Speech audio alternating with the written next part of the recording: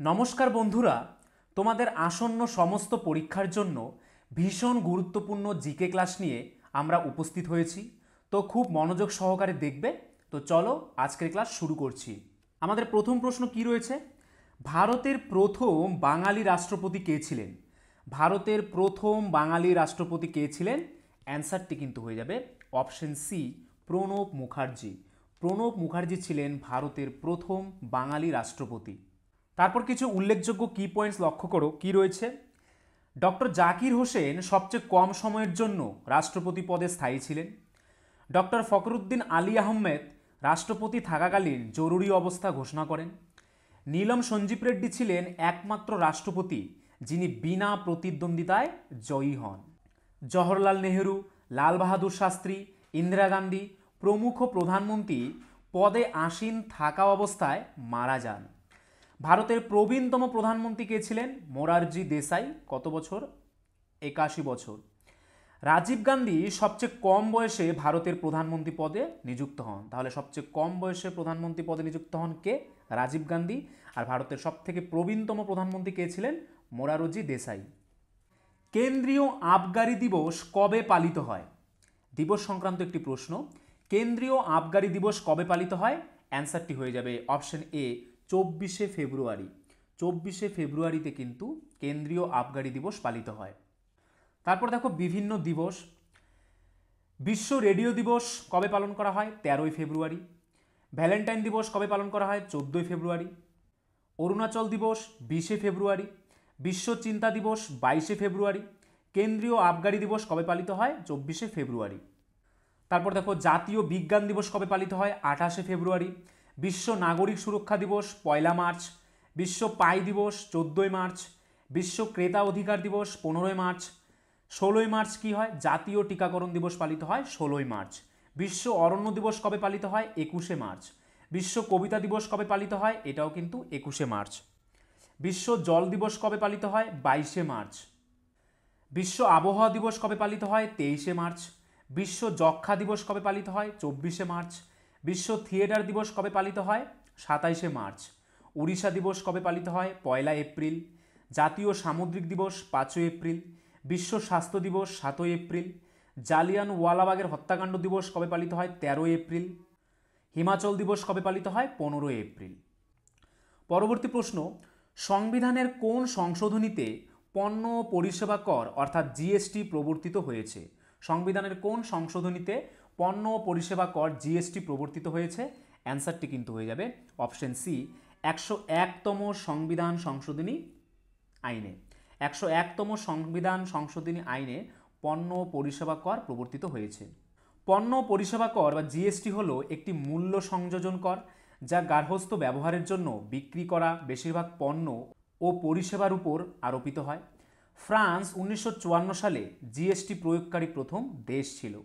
তারপর দেখো, লোকসভায় জিএসটি বিল পাশ করে অর্থমন্ত্রী অরুণ জেটলি 1 জুলাই 2017 সালে ভারতে জিএসটি চালু করেছিলেন। ভারত সরকার কর্তৃক ভারতের সংবিধানের 101তম সংশোধনীর মাধ্যমে কর কার্যকর করা হয়। ফ্রান্স ছিল বিশ্বের প্রথম দেশ যেটি 1954 সালে গুড অ্যান্ড সার্ভিসেস ট্যাক্স কার্যকর করেছিল। ভারতে জিএসটি কবে থেকে চালু হয়? 1 জুলাই 2017 থেকে। ভারত কোন দেশের জিএসটি মডেল অনুসরণ করে? কানাডার। কততম সংবিধান সংশোধনী বিলে জিএসটিকে পাশ করা হয়? 122তম। ভারতের কোন রাজ্য প্রথম জিএসটি সমর্থন করে? খুব ইম্পর্টেন্ট, কী হবে অ্যান্সারটি? আসাম। ভারতের কোন রাজ্য সর্বশেষ জিএসটি সমর্থন করে? জম্মু কাশ্মীর। জিএসটি নাম্বার কতগুলি সংখ্যায় লেখা থাকে? 15টি। জিএসটি কোন ধরনের কর? পরোক্ষ কর। জিএসটি কাউন্সিলের চেয়ারম্যানকে? অর্থমন্ত্রী। বন্ধুরা, আরেকটি কথা, WBP constable, SI and KP constable অধ্যায়ভিত্তিক সেরা প্রস্তুতি নিতে আমাদের হোয়াটসঅ্যাপ নাম্বারে একবার হোয়াটসঅ্যাপ করে নাও।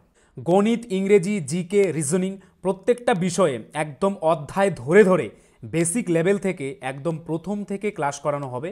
মাসিক কোনো বেতন নেই। পরীক্ষা পর্যন্ত সেরা গাইডেন্স পাবে নতুন সিলেবাস অনুযায়ী। Live class, recorded class plus PDF all পাবে। একবার পেমেন্ট করলেই যতদিন না চাকরি পাচ্ছ ক্লাস করতে পারবে। One time payment. 5 জন আলাদা আলাদা টিচার্সের মাধ্যমে তোমাদের প্রত্যেকটি সাবজেক্ট ধরে ধরে অঙ্ক একদম যারা কিছুই বুঝতে পারো না তাদের জন্য জলের মতো সহজ করে বুঝিয়ে দেওয়া হবে। আমাদের কলকাতা পুলিশের এসআইতে আমরা 95% হুবহু প্রশ্ন কমন দিয়েছি প্রমাণসহ। সেই কমনের প্রমাণ পেতে তোমরা জয়েন করে নাও আমাদের টেলিগ্রাম চ্যানেলে বেঙ্গলি নলেজ একাডেমিতে, লিঙ্ক ইন ডেসক্রিপশন। এটি আমাদের 7 নম্বর ব্যাচ। প্রথম 100 জন 30% ডিসকাউন্ট পাবে। প্রথম 100 জন 30% ডিসকাউন্ট পাবে।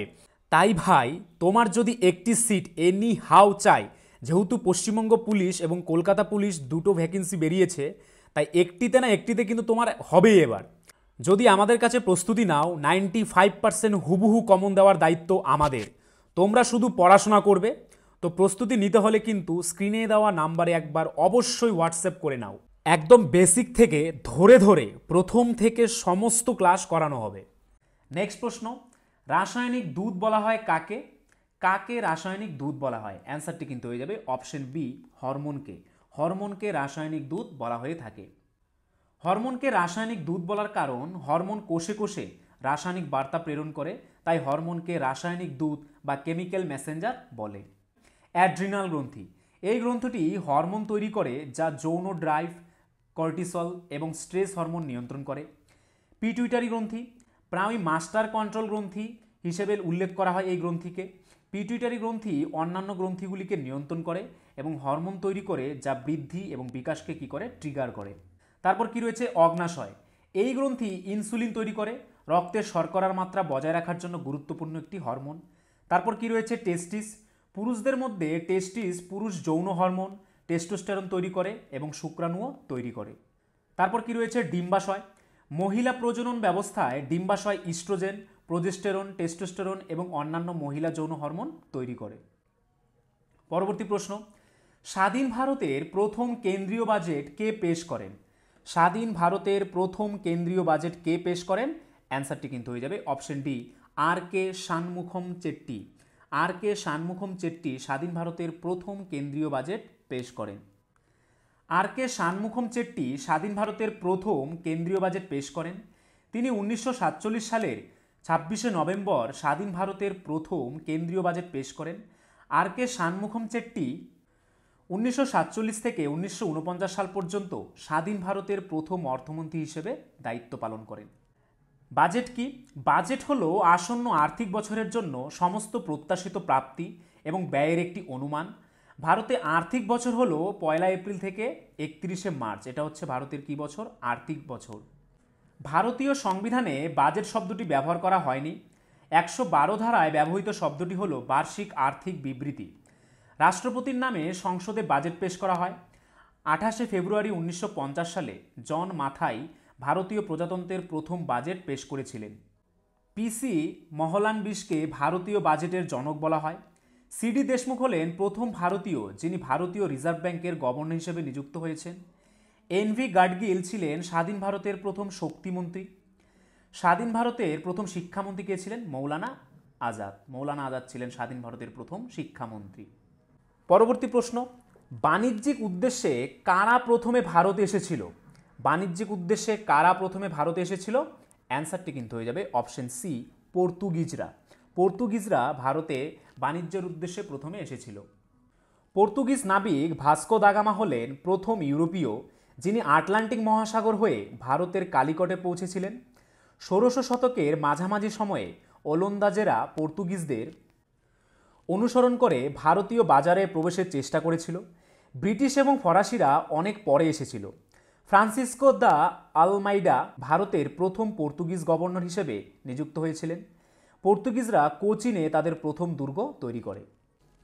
কোনটি তৃতীয় শ্রেণীর লিভারের উদাহরণ? নিচের অপশনগুলির মধ্যে কোনটি তৃতীয় শ্রেণীর উদাহরণ? অ্যান্সারটি কিন্তু হয়ে যাবে অপশন সি, বরফ তোলার চিমটা। বরফ তোলার চিমটা হচ্ছে একটি তৃতীয় শ্রেণীর লিভারের উদাহরণ। তারপর দেখো প্রথম শ্রেণীর লিভারগুলি কি কি? তুলাদণ্ড, কাঁচি, ঢেকি, শাবল, বেলচা, কোদাল, সারাশি, নলকূপের হাতল, পেরেক তোলার যন্ত্র, এগুলো হচ্ছে প্রথম শ্রেণীর লিভার। দ্বিতীয় শ্রেণীর লিভার কোনগুলো? নৌকার দ্বার, হাতঘড়ি, পাঞ্চ করার যন্ত্র, জাতি, ছিপি খোলার চাবি, এগুলি হচ্ছে দ্বিতীয় শ্রেণীর লিভার। তৃতীয় শ্রেণীর লিভার কোনগুলো? মানুষের হাত, খুব ইম্পর্টেন্ট। মানুষের হাত কোন শ্রেণীর লিভার? তৃতীয় শ্রেণীর লিভার। হাতা, চিমটা, মাছ ধরার ছিপ, ক্রেন, মুখের চোয়াল, সাইকেলের পাদানি, বাক্সের ঢাকনা, পাউরুটি কাটার ছুরি, এগুলি হচ্ছে সব তৃতীয় শ্রেণীর লিভারের উদাহরণ। পরবর্তী প্রশ্ন, কোন দুটি দিনে পৃথিবীর উত্তর ও দক্ষিণ গোলার্ধে সর্বত্র দিন রাত্রি সমান হয়? কোন দুটি দিনে পৃথিবীর উত্তর ও দক্ষিণ গোলার্ধে সর্বত্র দিন ও রাত্রি সমান হয়? অ্যান্সারটি কিন্তু হয়ে যাবে অপশন ডি, 21শে মার্চ ও 23শে সেপ্টেম্বর। 21শে মার্চ ও 23শে সেপ্টেম্বর এই দুইটি দিনে কিন্তু পৃথিবীর উত্তর ও দক্ষিণ গোলার্ধে সর্বত্র দিন ও রাত্রি সমান হয়। প্রতি বছর 365 দিনের মধ্যে দুটি দিন পৃথিবীর দিন ও রাতের ব্যাপ্তি সমান হয়ে থাকে। এর একটি দিন হলো 21শে মার্চ এবং অন্যটি 23শে সেপ্টেম্বর। আজ 23শে সেপ্টেম্বর সূর্য উত্তর আর দক্ষিণায়নান্তে মাঝামাঝি ঠিক বিষুবরেখা বরাবর কিরণ দেবে, সেই হিসেবে আজ পৃথিবীর সর্বত্র দিনরাত সমান। পেনিসিলিয়াম এক প্রকার কি? পেনিসিলিয়াম এক প্রকার ছত্রাক। কী হবে অ্যান্সারটি? অ্যান্সারটি কিন্তু হয়ে যাবে পেনিসিলিয়াম হলো এক প্রকার ছত্রাক। ছত্রাক হলো ইউক্যারিওটিক জীব যাদের কোষে একটি নিউক্লিয়াস ও অন্যান্য বিল্লিবদ্ধ অঙ্গাণু থাকে। তারা বহুকোষী হতে পারে, যার অর্থ হলো যে তাদের অনেক কোষ থাকে, অথবা তারা এককোষী হতে পারে, যার অর্থ হলো যে তাদের একটি মাত্র কোষ থাকে। ছত্রাক বিভিন্ন আকারে পাওয়া যায়, ছোট ছোট ছত্রাক থেকে শুরু করে বড় মাশরুম পর্যন্ত। কোন রাজা দিল্লি আক্রমণ করে কোহিনূর হিরে লুণ্ঠন করেন? কোন রাজা দিল্লি আক্রমণ করে কোহিনূর হিরে লুণ্ঠন করেন? অ্যান্সারটি হয়ে যাবে অপশন এ, নাদির শাহ। নাদির শাহ দিল্লি আক্রমণ করে কোহিনূর হিরে লুণ্ঠন করেন। 1739 সালে পারস্যের নাদির শাহ ভারত আক্রমণ করেন। তিনি মুঘল সম্রাটকে পরাজিত করেন এবং দিল্লি হতে প্রচুর ধন সম্পদ এবং শাহজাহান নির্মিত ময়ূর সিংহাসন ও কোহিনূর মণি সঙ্গে নিয়ে যান। তিনি মোট 17 বার ভারত আক্রমণ করেন। নাদির শাহ ভারত আক্রমণের সময় মুঘল সম্রাট কে ছিলেন? মোহাম্মদ শাহ। মোহাম্মদ শাহ 1719 থেকে 1748 সাল পর্যন্ত মুঘল সম্রাট ছিলেন। তিনি ছিলেন ভারতের একজন অকার্যকর আনন্দ সন্ধানী মুঘল সম্রাট। তার আনন্দ প্রেমময় মনোভাবের কারণে তাকে রঙ্গিলাও বলা হতো। কোন প্রতিষ্ঠান পুলিৎজার পুরস্কার প্রদান করে? কোন প্রতিষ্ঠান পুলিৎজার পুরস্কার প্রদান করে? অ্যান্সারটি কিন্তু হয়ে যাবে কলম্বিয়া বিশ্ববিদ্যালয়। নিউ ইয়র্কের কলম্বিয়া বিশ্ববিদ্যালয় পুলিৎজার পুরস্কার প্রদান করে। পুলিৎজার পুরস্কার হলো মার্কিন যুক্তরাষ্ট্রের মধ্যে সংবাদপত্র, ম্যাগাজিন, অনলাইন সাংবাদিকতা, সাহিত্য এবং সঙ্গীত রচনায় কৃতিত্বের জন্য একটি পুরস্কার। 1917 সালে আমেরিকান সংবাদপত্রের প্রকাশক জোসেফ পুলিৎজারের ইচ্ছার পর এই পুরস্কারটি প্রতিষ্ঠিত হয়। মার্কিন যুক্তরাষ্ট্রের কলম্বিয়া ইউনিভার্সিটি এই পুরস্কারটি কী করেন? পরিচালনা করেন। তারপর দেখো, অস্কার পুরস্কার কোন ক্ষেত্রে দেওয়া হয়? চলচ্চিত্রের ক্ষেত্রে। কত সাল থেকে দেওয়া শুরু হয়? 1929। কলিঙ্গ পুরস্কার কোন ক্ষেত্রে দেওয়া হয়? বিজ্ঞানের জনপ্রিয়তার জন্য। কত সাল থেকে দেওয়া শুরু হয়? 1952 সাল থেকে। গ্র্যামি পুরস্কার কোন ক্ষেত্রে দেওয়া হয়? সঙ্গীতের ক্ষেত্রে। কত সাল থেকে দেওয়া শুরু হয়? 1959 সাল থেকে। ম্যান বুকার পুরস্কার কবে থেকে দেওয়া শুরু হয়? 1969 সাল থেকে। কোন ক্ষেত্রে দেওয়া হয়? ইংরেজি উপন্যাসের ক্ষেত্রে। সরস্বতী সম্মান সাহিত্যের ক্ষেত্রে কত সাল থেকে দেওয়া শুরু হয়? 1991 সাল থেকে। কবির সম্মান সাম্প্রদায়িক সম্প্রীতির ক্ষেত্রে 1986 সাল থেকে দেওয়া শুরু হয়। ইউনেস্কো শান্তি পুরস্কার কোন ক্ষেত্রে দেওয়া হয়? আন্তর্জাতিক শান্তি রক্ষার ক্ষেত্রে। কত সাল থেকে দেওয়া শুরু হয়? 1981 সাল থেকে। দাদা সাহেব ফালকে অ্যাওয়ার্ড কোন ক্ষেত্রে দেওয়া হয়? চলচ্চিত্র উৎকর্ষতার জন্য। কত সাল থেকে দেওয়া শুরু হয়? 1969 থেকে। ব্যাস সম্মান কোন ক্ষেত্রে দেওয়া হয়? সাহিত্যের ক্ষেত্রে। কোন সাল থেকে এই পুরস্কার দেওয়া শুরু হয়? 1991 সাল থেকে। পরবর্তী প্রশ্ন, একটিমাত্র কম্পন বিশিষ্ট শব্দকে কি বলে? একটিমাত্র কম্পন বিশিষ্ট শব্দকে সুর বলে। কি হবে অ্যান্সারটি? সুর।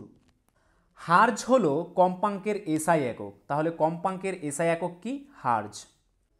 পরবর্তী প্রশ্ন, পৃথিবীর বৃহত্তম নদী অববাহিকা কোনটি? পৃথিবীর বৃহত্তম নদী অববাহিকা কোনটি? অ্যান্সারটি কিন্তু হয়ে যাবে অপশন ডি, অর্থাৎ আমাজন নদীর অববাহিকা হচ্ছে পৃথিবীর বৃহত্তম নদী অববাহিকা। দেখো, নীলনদ পৃথিবীর দীর্ঘতম নদী, কিন্তু পানি ধারণ ক্ষমতার দিক দিয়ে আমাজন পৃথিবীর বৃহত্তম ও সবচেয়ে প্রশস্ত নদী। আমাজন 5টি দেশের মধ্যে দিয়ে প্রবাহিত হয়েছে। পরবর্তী প্রশ্ন, ভারতে মোট অঙ্গরাজ্যের সংখ্যা কয়টি? ভারতের মোট অঙ্গরাজ্যের সংখ্যা হচ্ছে 29টি। অপশন ডি, ভারতের মোট অঙ্গরাজ্যের সংখ্যা 29টি। ঋতু পরিবর্তনের কারণ কি? কিসের জন্য ঋতু পরিবর্তন হয়? অ্যান্সারটি কিন্তু হয়ে যাবে অপশন বি, পৃথিবীর সূর্য পরিক্রমণের ফলে ঋতু পরিবর্তন হয়। পৃথিবীর সূর্য পরিক্রমণের ফলে ঋতু পরিবর্তন হয়। নৃত্য ও কলার কেন্দ্র কলাক্ষেত্র প্রতিষ্ঠা করেন কে? কে নৃত্য ও কলার কেন্দ্র কলাক্ষেত্র প্রতিষ্ঠা করেন? অ্যান্সারটি হয়ে যাবে অপশন সি, রুক্মিণী দেবী। রুক্মিণী দেবী কলাক্ষেত্র প্রতিষ্ঠা করেন।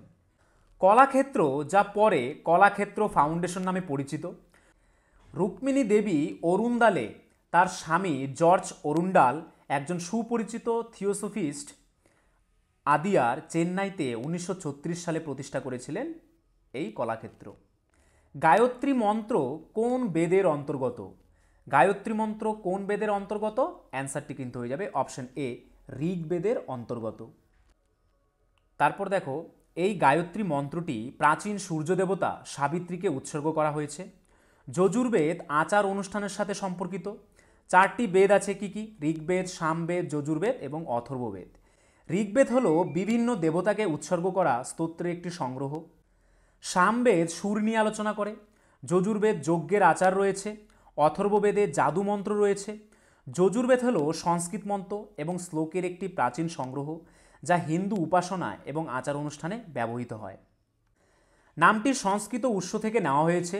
যজুর, যার অর্থ উপাসনা বা ত্যাগ, এবং বেদ, যার অর্থ জ্ঞান। যজুর্বেদকে কখনো কখনো বলিদানের জ্ঞান হিসেবেও অনুবাদ করা হয়। পরবর্তী প্রশ্ন, আলোক তরঙ্গ একটি কোন ধরনের তরঙ্গ? আলোক তরঙ্গ একটি কোন ধরনের তরঙ্গ? অ্যান্সারটি কিন্তু হয়ে যাবে তড়ুৎচুম্বকীয় তির্যক তরঙ্গ। আলোক তরঙ্গ হচ্ছে এক ধরনের তড়ুৎচুম্বকীয় তির্যক তরঙ্গ। তার পাশাপাশি মনে রাখবে শব্দ তরঙ্গ কিন্তু একটি অনুদৈর্ঘ্য তরঙ্গ, ঠিক আছে? বর্তমানে নেটোর সদস্য সংখ্যা হলো, বর্তমানে নেটোর সদস্য সংখ্যা হলো অপশন ডি, 32টি। বর্তমানে নেটোর সদস্য সংখ্যা কয়টি? 32টি। জেসন স্টলবারবার্গ বর্তমানে নেটো মহাসচিব হিসেবে দায়িত্ব পালন করছেন।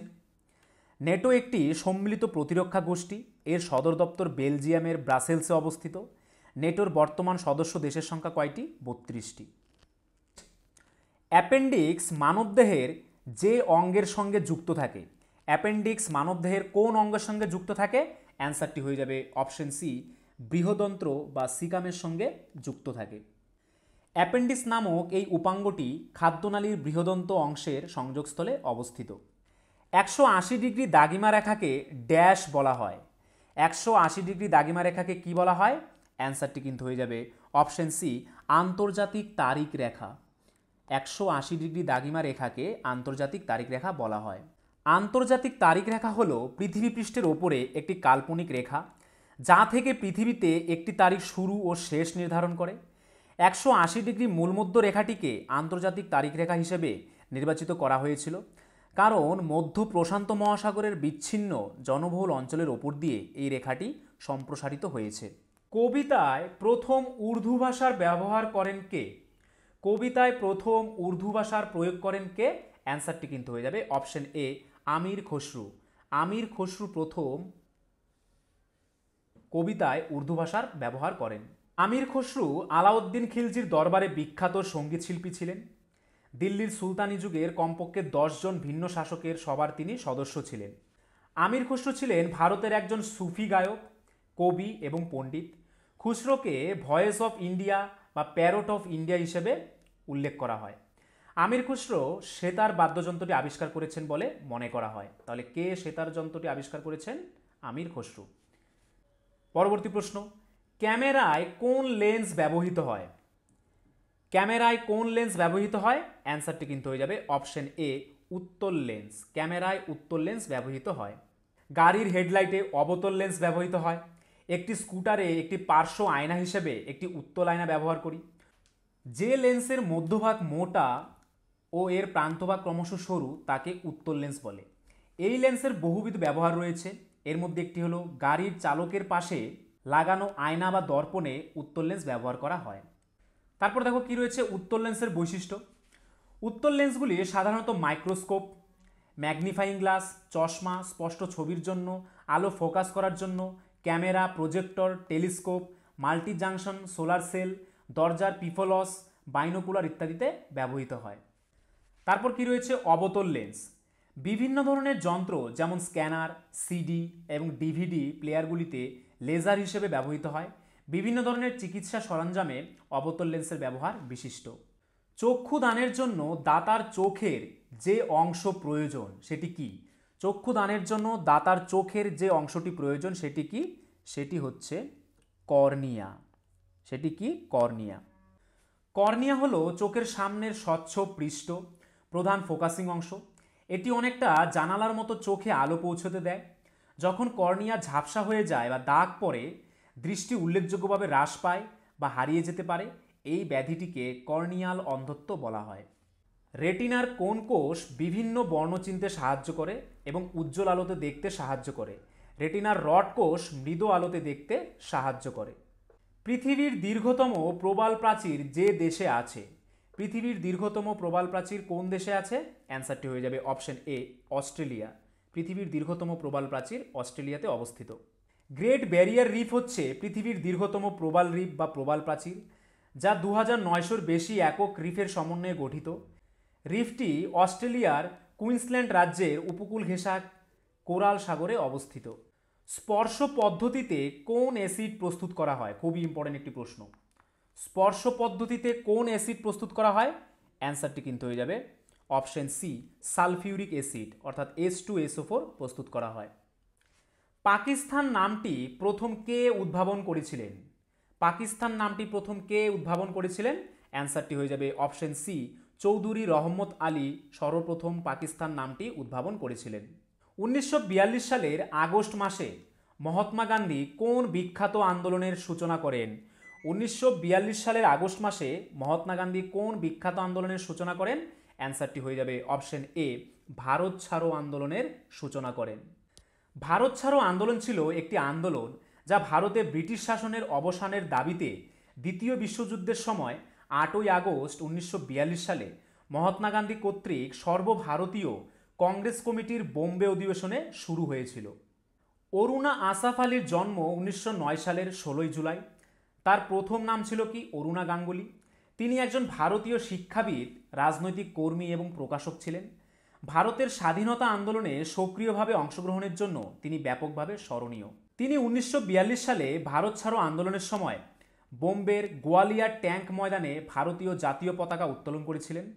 ভারতীয় স্বাধীনতার গ্র্যান্ড ওল্ড লেডি হিসেবে উল্লেখ করা হয় তাকে। বিয়ে করেছেন আসাফ আলীকে। তিনি 29শে জুলাই 1996 সালে ভারতের নয়াদিল্লিতে মারা যান। ওয়াটার পোলো খেলায় দুই দলে কতজন খেলোয়াড় থাকে? ওয়াটার পোলো খেলায় দুই দলে কতজন খেলোয়াড় থাকে? অ্যান্সারটি হয়ে যাবে অপশন ডি, 14 জন খেলোয়াড় থাকে। ওয়াটার পোলো খেলার সময় এক দলে 7 জন করে মোট 14 জন খেলোয়াড় থাকে। এর মধ্যে প্রতি দলের 6 জন করে 12 জন খেলোয়াড় এবং দু দলে 2 জন গোলরক্ষক থাকে। ভারতের প্রথম সুপার কম্পিউটার হলো? ভারতের প্রথম সুপার কম্পিউটার কোনটি? অ্যান্সারটি কিন্তু হয়ে যাবে অপশন বি, পরম। পরম হচ্ছে ভারতের প্রথম সুপার কম্পিউটার। বিজয় পি ভাটকর সুপার কম্পিউটিংয়ে ভারতের জাতীয় উদ্যোগের স্থপতি হিসেবে পরিচিত। তিনি 1991 সালে প্রথম ভারতীয় সুপার কম্পিউটার পরম 8000 তৈরি করেন। ফ্রেন্ডস, এই ছিল আজকের ভিডিও। তোমরা যদি আমাদের চ্যানেলে নতুন হয়ে থাকো, আমাদের চ্যানেলটিকে অবশ্যই সাবস্ক্রাইব করে নোটিফিকেশন অল করে রাখবে। তার পাশাপাশি তোমরা যদি আমাদের পুলিশের ব্যাচে অ্যাডমিশন নিতে চাও, তাহলে আমাদের স্ক্রিনে দেওয়া নাম্বারে এক্ষুনি একবার হোয়াটসঅ্যাপ করে নাও। আর আজকের ভিডিওর যদি পিডিএফ পেতে চাও, তাহলে আমাদের টেলিগ্রাম চ্যানেলে জয়েন করে নাও, বেঙ্গলি নলেজ একাডেমি এই চ্যানেলে, যেটি এই ভিডিওর ডেসক্রিপশনে দেওয়া রয়েছে। বন্ধুরা, আরেকটি কথা, WBP constable, SI and KP constable অধ্যায়ভিত্তিক সেরা প্রস্তুতি নিতে আমাদের হোয়াটসঅ্যাপ নাম্বারে একবার হোয়াটসঅ্যাপ করে নাও। গণিত, ইংরেজি, জিকে, রিজনিং প্রত্যেকটা বিষয়ে একদম অধ্যায় ধরে ধরে বেসিক লেভেল থেকে একদম প্রথম থেকে ক্লাস করানো হবে। মাসিক কোনো বেতন নেই। পরীক্ষা পর্যন্ত সেরা গাইডেন্স পাবে নতুন সিলেবাস অনুযায়ী। Live class, recorded class plus PDF all পাবে। একবার পেমেন্ট করলেই যতদিন না চাকরি পাচ্ছ ক্লাস করতে পারবে। One time payment. 5 জন আলাদা আলাদা টিচার্সের মাধ্যমে তোমাদের প্রত্যেকটি সাবজেক্ট ধরে ধরে অঙ্ক একদম যারা কিছুই বুঝতে পারো না তাদের জন্য জলের মতো সহজ করে বুঝিয়ে দেওয়া হবে। আমাদের কলকাতা পুলিশের এসআইতে আমরা 95% হুবহু প্রশ্ন কমন দিয়েছি প্রমাণসহ। সেই কমনের প্রমাণ পেতে তোমরা জয়েন করে নাও আমাদের টেলিগ্রাম চ্যানেলে বেঙ্গলি নলেজ একাডেমিতে, লিঙ্ক ইন ডেসক্রিপশন। এটি আমাদের 7 নম্বর ব্যাচ। প্রথম 100 জন 30% ডিসকাউন্ট পাবে। প্রথম 100 জন 30% ডিসকাউন্ট পাবে। তাই ভাই তোমার যদি একটি সিট এনি হাউ চাই, যেহেতু পশ্চিমবঙ্গ পুলিশ এবং কলকাতা পুলিশ দুটো ভ্যাকেন্সি বেরিয়েছে, তাই একটিতে না একটিতে কিন্তু তোমার হবেই এবার। যদি আমাদের কাছে প্রস্তুতি নাও, 95% হুবহু কমন দেওয়ার দায়িত্ব আমাদের, তোমরা শুধু পড়াশোনা করবে। তো প্রস্তুতি নিতে হলে কিন্তু স্ক্রিনে দেওয়া নাম্বারে একবার অবশ্যই হোয়াটসঅ্যাপ করে নাও। একদম বেসিক থেকে ধরে ধরে প্রথম থেকে সমস্ত ক্লাস করানো হবে।